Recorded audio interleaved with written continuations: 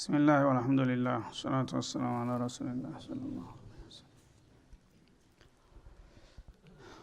من جاء بالحسنة فله 10 أمثالها إلى እንግዲህ የሰው ልጆች ብዙ ጊዜ ለራሳቸው የሚያውቁና የሚቆረቆሩ መስለው ሳያውቁት ግን ሳያስቡት የራሳቸው ጥላት ሆነው ይገኛሉ። ይሄንን ተንቢህ ለማድረግ ለማንቃት ነው አላህ ያለፉትን አያቶች የለየላቸውንም ካፊሮች እንዲሁም ደግሞ ሙስሊም ነን እያሉ በባህሪያቸው ከነሱ ብዙ ያልተለዩትን ያስጠነቀቀው ማለት ነው። እናንተ የሰው ልጆች ኸይሩ ሳይጠፋባችሁ ለምን ወደ ሸሩ ትሄዳላችሁ ለማለት ወደ ኸይር ተውጂህ አረገናል። በሚቀጥለው አያት መንጃ ቢልሐሰነቲ አንዲት ሐሰና አንዲት መልካም ስራ ይዞ የመጣ ሰው እኔ ዘንድ ይላል ፈለሁ 10 አምሳሊሃ በዛች ባንዲት ሐሰና አንፃር 10 እጥፍ ከፍለዋለሁኝ ይላል። ይሄን የመሰለ ገበያ ያለ አንተ በሸር ገበያ ለምን ትዋኛለህ ነው የሚለው አላህ Subhanahu Wa Ta'ala። ራስክን ለመጥቀም አይደል የምትፈልገው?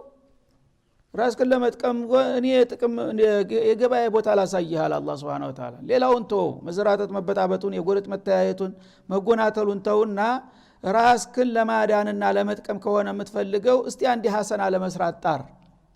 መንጃ ቢልሐሰነቲ አንዲት ኸይር ነገር የሰራ ሰው አንዲት ለምሳሌ ሱብሃንአላህ የምትል ቃል ሰው በመታማበት ፈንታ ሱብሃንአላህ ማለት አንድ ሐሰናት አመጣልኝ፣ አልহামዱሊላህ ማለት አስተግፊሩላህ ማለት አላሁ አክበር ማለት ያንዳንዷ ሐሰናት ናት አለ። በዛ ፈንታ ግን ሰዎችን ስናማስን ዘለዝል ምንውለው ስንት ጊዜ ነው? ሰያአትን ስናመርት እንውላለን ሐሰናትን ዘግተን ማለት ነው። እና በተግባርም እንደዛው ነው። ረካዓተይን ብትሰግድ ስንት ሐሰናት ነው የምታገኘው? አንድ ምስኪን ደካማ ብትረዳ፣ አንድ ያልተማረ ሰው ብታስተምር፣ ቁጭ ብለ ሰው ተምታማማው እስቲ አርካነል ኢማን ታቃለህ ወይ እስቲ ቁጠርልኝ ብትለው፣ እስቲ ቁል والله አድን አፍዛለህ ብትለው ስንት ሐሰናት ነው የምታገኘው? እና ኸይር ነገር ያለ ሸርን ብቻ ያፈነፍኑ የሚጓዙ አሉ። ሰዎች የራሳቸው ጥላት ናቸው ሳያውቁ ማለት ነው። ስንት ኸይራት የሚያፍሱበት ስራ ያላቸው ያን ሁሉ ትተው እንደገና በሽር ላይ የሚሳተፉ አሉ የሚተጉ።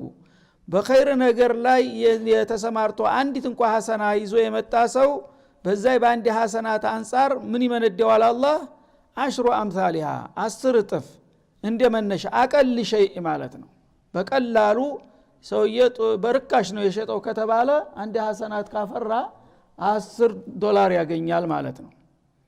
ይሄን የመሰለ ገበያ ይገኛል በአለም ላይ የለም።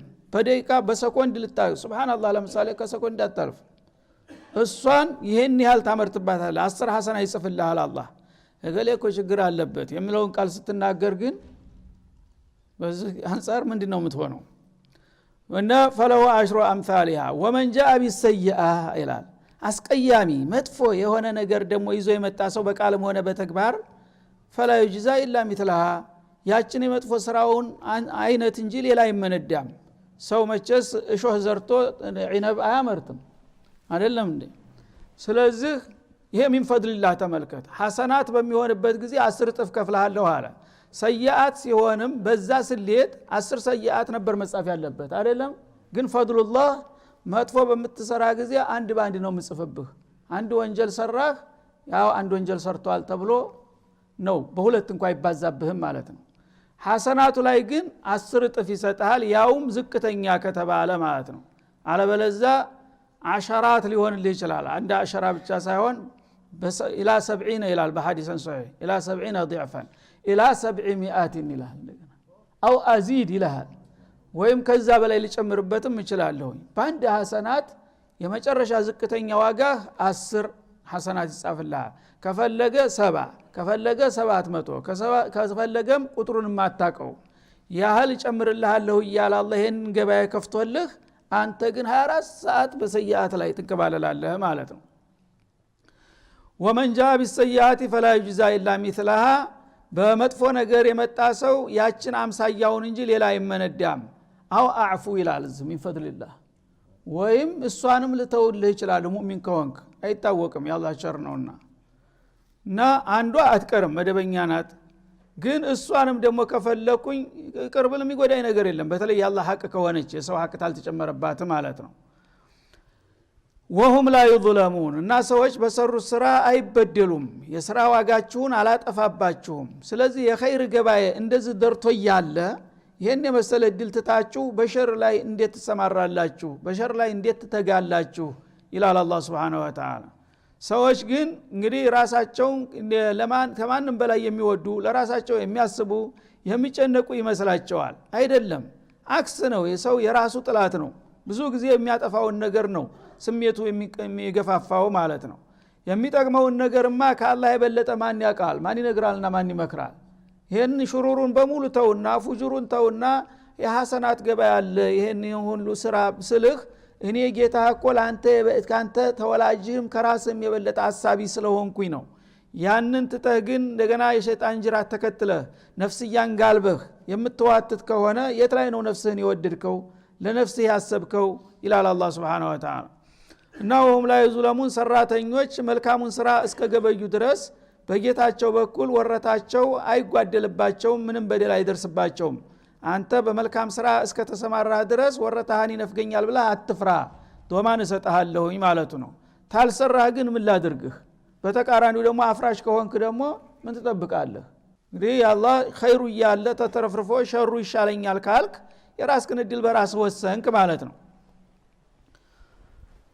ቁል ኢነኒ ሃዳኒ ረቢ ለማንኛውም እንግዲህ የሰው ልጆችን በየአቅጣጫውና በየዘርፉ የሚበጃቸውን ንገራቸው ቀደም ሲል እንደተገለጸልህ ማለት ነው ካፊሮቹም ኩፍራቸው ምን ያህል እንደሚጎዳቸው ሙናፊቆቹም በኒፋቃቸው ምን ያህል እንደሚጎዱ እንዲሁም ደግሞ ሰነፎቹ ሙስሊም ነን ብለው ኸይሩ እያለላቸው ወደ ሸሩ የሚያጋድሉት እነዛንም በየደረጃቸው ምን እንደሆነ በዚህ መልክ ንገራቸውና ምከራቸው ከዛ በኋላ ይሄን ነግራቸው አሁንም ካልጣማቸውና አንተን መከተል ካልፈለጉ ምን ይሆናል ያንተ አቋም ኢነኒ ሃዳኒ ረቢ እንግዲህ ነገርኳችሁ ከተቀበላችሁ ይሄ ነው የሚያዋጣው ካልሆነ ግን እኔ ጌታዬ የሚበጀውን መርቶኛል እናንተ ተቀበላችሁም አልተቀበላችሁም ተከተላችሁኝም አልተከተላችሁኝም እኔ ጌታዬ በመራይ መንገድ ይጓዛለሁ ብለህ አቋምክን ግልጽ አድርግ ይላል አላህ Subhanahu Wa Ta'ala ኢላ ሲራጥ ሙስተቂም ቀጥተኛውን ወደ ጀነተ ነዒም የሚያደርሰውን ጥርጊያ መንገድ ጌታዬ መርቶኛል እስላም ነውና በዛ አጓዝበታለሁ ብቻዬንም ቢሆን ማለት ነው አንተ ለራስህ እንቢታል ራስህን ነው የምትጎዳው እኔ ግን ጌታዬ በከፈተልኝ መስመር እስከ መጨረሻው ድረስ ተጉዤ የጌታዬ ጋር እስተምገናኝ ድረስ ጀነተ ነዒም እስተምገባ ድረስ ጎዞዬ በዚህ መስመር ላይ ነው የሚሆነው እወቁት በላቸው ይላል ዲነን ቂያመን ዲነን ሙስተቂማ ማለት ነው ጌታዬ የመራኝ ቀጥ ብሎ ወደ ግራ ወደ ቀኝ የማይጠማዘዝ ቀጥተኛውን መስመር ነው ያመላከተኝና በዛ መስመር ላይ እኔ እጓዝበታለሁኝ ሚለተ ኢብራሂም ይሄም ደግሞ የአባቴ የኢብራሂም መስመር ነው ኢብራሂም የሄደው በዚህ መልክ ነው ማለት ነው አንተቢዕ ሚለተ ኢብራሂም ሐኒፋ ብሏቸዋልና በሌላው ቦታ ኢብራሂም ይሉንታ የላቸውም ጥላታቸው አፈር ቅጠል የበዛ ነበረ ያን ሁሉ ደንት ሳያደርጉ ጌታ ያዘዛቸውን ወይዲ በተላ ኢብራሂም ረቡሁ ፈአተመሁና ወኢብራሂም الذي وفى ይላል ኢብራሂም ለማንም ለምንም የማይበገር አንዲት ሚሊ ነገር ከጌታ ፈቃድ ዝንፍ የማይል ከመሆኑ የተነሳ ነው ቁድዋ ያደረገው ማለት ነው እኔም የሱን ፈለግ ተከትሌ ሰዎች የፈለገውን ያህል ቢጮሁ እኔን ቢያወግዙ ቢሰድቡ ቢዘልፉ ተመጤፍ አልቆጥራቸውም ጌታዬ ቀጥተኛው መንገድ መርቶኛል በአባት መስመር ተጓዝ ብሎኛል ኢብራሂም ባስተማረ አስተምሮ መሰረት በሱ ፈለግ ላይ ቀጥ በየቀጥልበታለሁ ብለህ አቋምክን ግልጽ አድርግላቸው ይላል ሐኒፈን ሙስተቂመን ማለት ነው ተተለያዩ የሰራሽና ወፋራሽ አስተሳሰቦች የራኩኝ ሁኜ ቀጥተኛውን መስመር ይዤ በመሃል ጎዳና እጓዛለሁ እስከመጨረሻ በላቸው ወማ ካነ ሚነል ሙሽሪኪን ኢብራሂም ከአጋሪዎች አልነበረም ኢብራሂም ሲነሱ የሚገርም ኢብራሂም አላህ Subhanahu Wa Ta'ala በህይወታቸው ይያሉ በመድር ላይ ያሉ ፍጥረታቶች ሁሉ አይኒ ብላህ እንዳላሏቸው ካለፉ በኋላ ደግሞ ሁሉም የኔ ነው ይያለ ያደንቃቸውና ያመኳሻቸው ነበር ስለዚህ የኢብራሂምን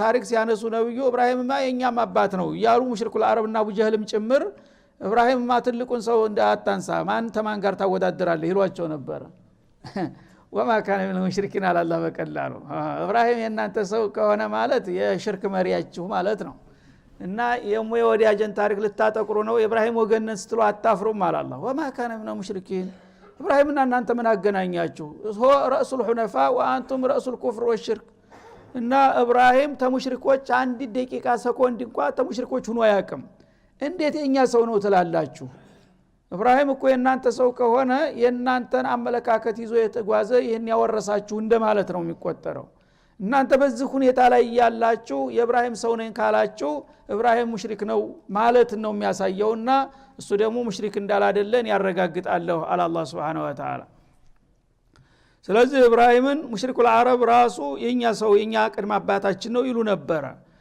ይሁዶቹ በቀጥታ ያው የነ ኢስሐቅ የነ ያዕቆብ አባት ስለሆነ የኛ አያት ነው የኛ ሃይማኖት የመሰረተው እሱ ነው ይሏል ክርስቲያኖችም ኢየሱስም ያው የእስራኤል ዘር ነው ያው ኢብራሂም ነው አባቴ ይላል ለምን ኢብራሂምን አላህ Subhanahu Wa Ta'ala ተወዳጅ አድርጓቸዋል ለሱ መስዋዕት ስለከፈሉ አስፈላጊውን ሁሉ ነገር ስላደረጉ እንደ ወተረክና عليه في الاخرين سلام على ابراهيم በሚመጣው ትውልድ ሁሉ የታላቆች ሁሉ ታላቅ አድርጌ ሁሉም እንዳወድሰህ አድርገሃለሁ ብሏቸው ነበርና ለሳቸው ክብር በመድር ላይ ያሉ ሰዎች በሙሉ ያላወቋቸው ካልሆኑ በስተቀር ኢብራሂምን በንቄት የሚያይ ሰው የለም ሁሉም ያከብራል ይሄን ማለት ግን ኢብራሂምን ተከትሏል ማለት ነው የሁሉ አይደለም ኢብራሂምን የተከተለው ኢነ አውለ الناس بإبراهيم للذين اتبعوه وهذا النبي ይላል ኢብራሂምን የሚያወድሰው የኛ ነው የሚለው ብዙ ነው ግን በሱ መስመር የሚሄደው ኢሚንት ነው ጥቂት ነው ይሄ ነብይና በጊዜው የነበሩት አስሐቦቹ አለ አላህ Subhanahu Wa Ta'ala እና ወማ ካነ ሚነል ሙሽሪኪና የውመ ሚነል አያም ኢብራሂም ተሙሽሪኮች አይደለም እናንተ ግን በሽርክ ተዘፍቃችሁ የኢብራሂም ሰውነን ማለታችሁ አላዋቂነታችሁን ነው የሚያሳየው በላቸው ይላል ቁል ኢነ ሶላቲ በዚህ ቀጥለህ ደግሞ አቋምክን ይበልጥ ግልጥ ለማድረግ እንዲህ በላቸው መልእክተኛው ይላል ኢነ ሶላቲ የኔ ስግደቴ ያው ፈርድም ሆነ ሱና በየለቱ የምሰግደው ስግደት ወኑሱኪ እንደገና ደግሞ ለአላህ የማርደው ቁርባን ማለት ነው ፈሶል ረቢከ ወነሐር እንዳለው ኑሱክ ማለት ዘቢሃ ማለት ነው በአንደኛው ተፍሲር ወይም በሌላ በኩል ኑሱክ ማለት ኢባዳ ማለት ነው በአጠቃላይ ኢባዳቲ ሶላት ራሱል ኢባዳ ስለሆነች ለአህምየቲሃ በስሟ ጠራት ማለት ነው ሌሎቹን ኑሱክ በሚል አጠቃለላቸው ሶውምም ሐጅም ዘካትም ሌሎችም ሁሉ በሙሉ ኑሱክ አለ ውስጥ ይገባሉ ማለት ነው ወይም በተለይ ዘቢሃ ቁርባን በሚለውም ፈሶል ረቢከ ወነሐር እንዳለው ሱረቱል ከውሰር ላይ እነዚህ ሁሉ ተግባራትና እንቅስቃሴዎች ወመህያየ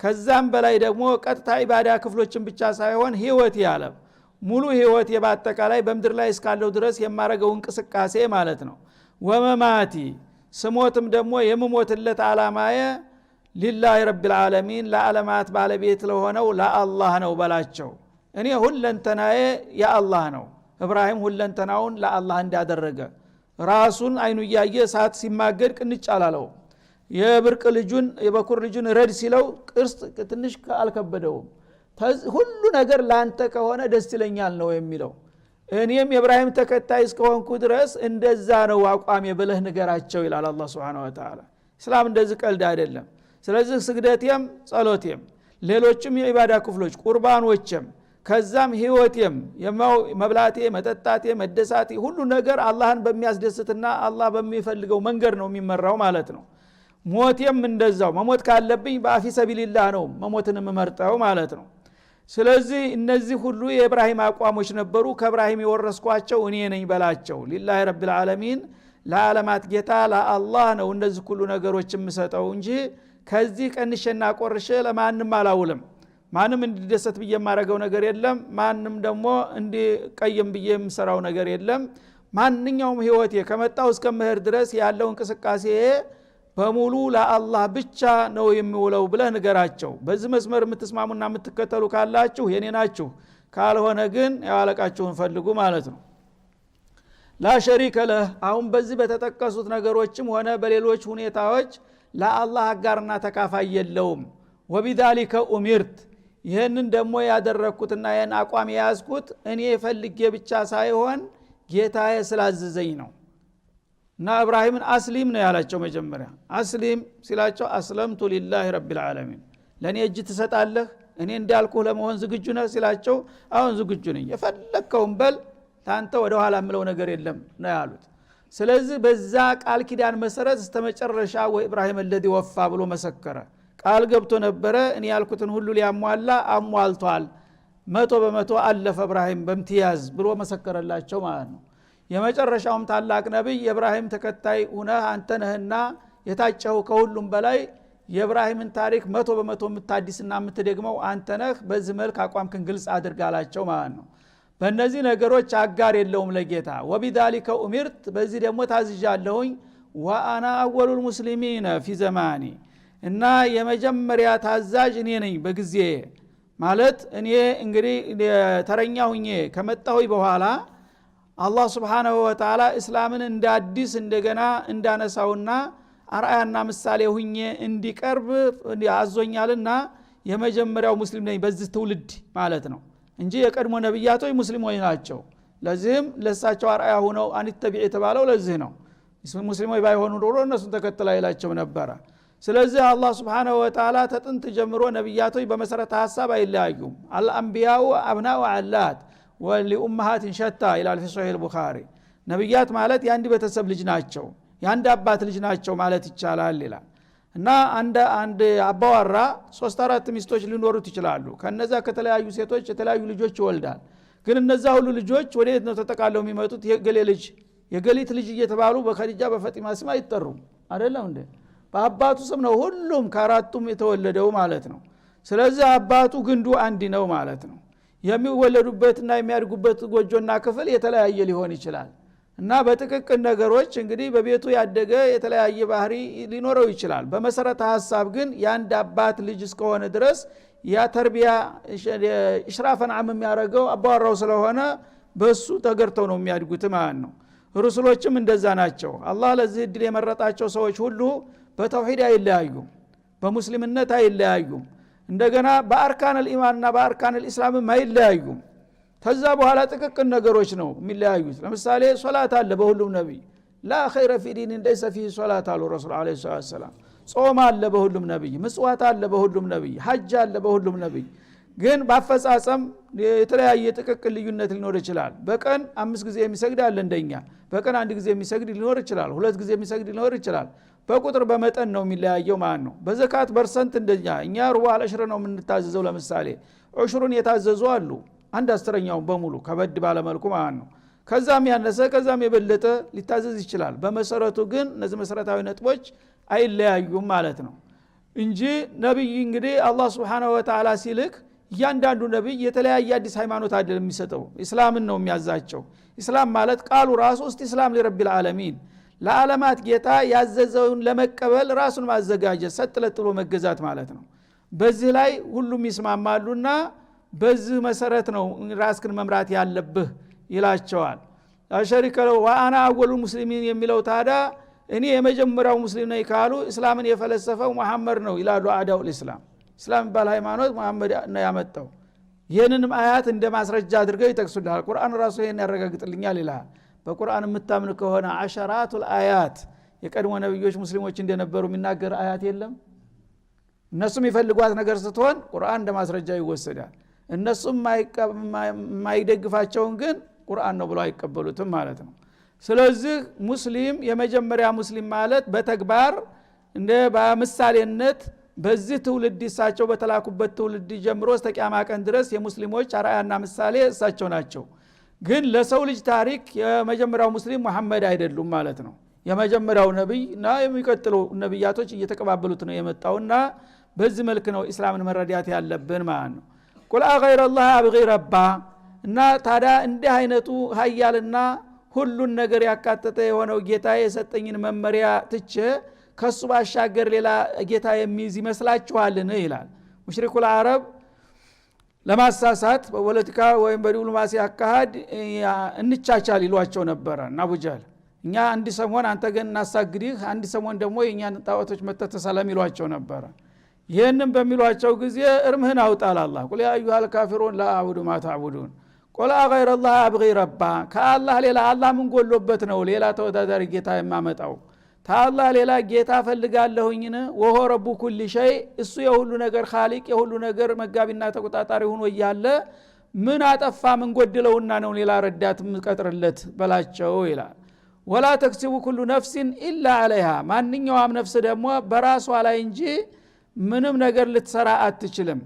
እናንተ አሁን እንደዚህ ብላችሁ ስለገፋፋችሁኝና ስላግባባችሁኝ እሺ ብዬ እናንተ ጋር ለመስማማ በሰራ እኮ ራሴን ነው ማጠፋው። ነገ በሚመጣብኝ ጉዳት እናንተ ኃላፊነት ትወስዳላችሁ? ይሄማ አይኔ ያየ ወደ አደጋ ውስጥ መግባት ማለት ነው እና እንዲህ አይነት ጥያቄ አልቀበልም በላቸው ማንኛውም ነፍስ በወንጀል ልትተባበር ትችላለች ግን ነገ መዘዙ ሲመጣ ጀሃነም ሲያሽከካ ስትመጣ ማንንም ሊያድን አይችልም ማለት ነው ኩሉ ነፍስን ቢማ ከሰበት ረሂና እንዳለው ማንኛውም ነፍስ በራሷ ጥፋት ራሷ ናት የምትጠየቅበትና አቡጀህል እንደዚህ መክሮኝ ነው አቡ ለሃብ አግባብቶኝ ነው ብዬ መልስ ሊሆነኝ አይችልም የዛ ጊዜ ኃላፊነት ተወስድልኛል ማን ያድነኛል ይሄን ካደረግኩ አንተ የምትመክረኝ ነገር ብቀበልህ ነገ የሚመጣውን መዘዝ የምትከላከልልኝ ቢሆን ኑሮ ባደረገው ነበር ግን አንተ አደጋ ውስጥ ጨምረህ ዘወር ልትል እንጂ ልጠቅመኝ እንዳልሆነ አቃለሁኝና ይህ አይነትማ ጥያቄ ጭራሽ ማልቀበለው ነው ብለህ በኮስታራ መልስ ንገራቸው ይላል እንዳይላሉ ወላ ተዚሩ ዋዚረቱን ወዝረ ኡኽራ እነሱ እንግዲህ እንዳውም ጭራሽ አይን ባወጣ መልኩ እኛ ጋራ ከተስማማ በዚህ ነገር በሚመጣብህ ነገር እኛ ኃላፊነት እንወስድ ነበር ይላሉ ይሏቸው ነበር ስለዚህ ወላ ተዚሩ የምታታልለውን ፈልግ ጅልህን ፈልጋል ላ ተዚሩ ዋዚረቱን ወዝረ ኡኽራ ወንጀል ተሸካሚ የሆነች ነፍስ የራሷን እንጂ የማንም ሰው ወንጀል መሸከም አትችልም ይሄንን ያቃለሁኝ ታንተ ይልቁንስ ረብል ዓለሚን ነግሮኛል አላህ Subhanahu Wa Ta'ala እያንዳንዱ ሰው የሚጠይቀው በሰራው ስራ ባጠፋው ጥፋት ነው እንጂ በአንዱ ከለላ የሚያልፍ ሰው ወይም ደግሞ በአንዱ ትብብር የሚንትን የሚል ሰው የለም ሁሉም ሰው لكل نفس منهم يومئذ شأن يغنيه ለእያንዳንዱ ሰው በቂ የሆነ ሐሳብ አለው በቂ የሆነ ተጠያቂነት አለው አንዱ ሌላውን ዘወር ብሎ አያውም يوم يفر المرء من اخيه وامه وابيه እያንዳንዱ ተናትና አባት የበለጣለ ከሚስት ተልጅ የበለጣለ ሁሉም ነፍሴ ነፍሴ ነው የሚለው አሁን አንተ ግን ግደለም እኔን የምትለውን ተቀበልከኝ እኔ ባንተ ላይ የሚመጣውን ነገር እኔ ኃላፊነት ወስዳለሁኝ ጅልህን ፈልግ ለራስህም አትችል እንኳን ለኔ ማንኛውም ወንጀል ተሸካሚ ነፍስ በራሷ ነው እንጂ የምትጠየቀው ተራሷ ዘላና አልፋ ማንንም የምትጠየቅ ነፍስ የለችም ብትጠየቅም ደግሞ አትችልም ማለት ነው ثم الى ربكم مرجعون አሁን ደግሞ እንደምትቀልዱትና እንደምትዘባርቁት ሳይሆን ነገ ኮዛሽ ቃውጢ ቦታ ላይ በምንሄድበት ጊዜ ሁላችንም ወደ ጌታችን ነው የምንመለሰው ጌታ ፊት ደግሞ ማንንም ሰው ቀጥ ብሎ መናገር አይችልም እንኳን ኃላፊነት መውሰድ ቀርቶ ማለት ነው فينبئكم بما كنتم فيه تختلفون ዛሬ በዱንያ ላይ የምትጨቃጨቁበትን ነገር ሁሉ ማን እውነተኛ ማን ውሸተኛ እንደሆነ ዝርዝሩን ይነግራችኋልና ያስረዳችኋል ስለዚህ አፈጮሌ በጥብቅና ቆሞ ሊያጭበረብርና እውነቱን ውሸት ሊያስመስል አይችልም አላህ የሁላችንን ምስጢር አዋቂ የሆነ ጌታ ዝርዝር ሁኔታችንን ነግሮ ውጤታችንን ነው ቁጭ የሚያደርገው በላቸው وهو الذي جعلكم خلائف الارض الله ነው ደግሞ ለናንተ በመሬት ላይ ተተኪ ተረኛ ትውልድ አድርጎ ያመጣችሁ ቀደም ሲል ብዙ ህዝቦች አልፈዋል በዚህ ምድር ላይ እናንተ አሁን በተረኝነት አላህ Subhanahu Wa Ta'ala ላለፉት ህዝቦች መተኪያ ብሎ አምጥቷቸዋል ይህንን ያመጣባችሁን ኃላፊነት በትክክል ካልተወጣችሁ በራሳችሁም በቀጣይ ትውልድም ትጠየቃላችሁ ብሏልና ይሄ ኃላፊነት ይሰማኛል በላቸው ማለት ነው በተለይ በነብዩ ደረጃ የመጨረሻው ነብይ የመጨረሻ የሰው ልጆች ዲል ብሎ የመደባቸው እንሂራፍ ቢሆኑና ከጥላቶች ጋር ቢወግኑ በአለም እዳ ነው የሚጠየቁት ማለት ነው አንተ ህዝቦችን ወደ እስላም እንድታመጣ ጥርቸህ እንደገና በጥላቶች ምክር ተወናብደህ ራስክንና ህዝቦችን አከሰርክ ተብዬ ጠየቃለሁኝ ስለዚህ ይሄ ኃላፊነቱ በቀላል የምታለፍ ነገር አይደለምና ሁላችሁንም በዚህ ምድር ላይ መተኪያ አድርጎ በአዲስ ትውልድ ያመጣው በኔ ዘመን እኔን በመሪነት ሰይሞኛል የመጀመሪያው ተጠያቂና ደኛ እኔ ነኝና ስለዚህ ልታጠፉኝ አትሞክሩ ይልቁንስ እናንተ ወደኔ መጣችሁ ብትድኑ ይሻላችኋል በላቸው ይላል ወረፋ بعضكم فوق بعض ወይም خلائف في الارض ማለት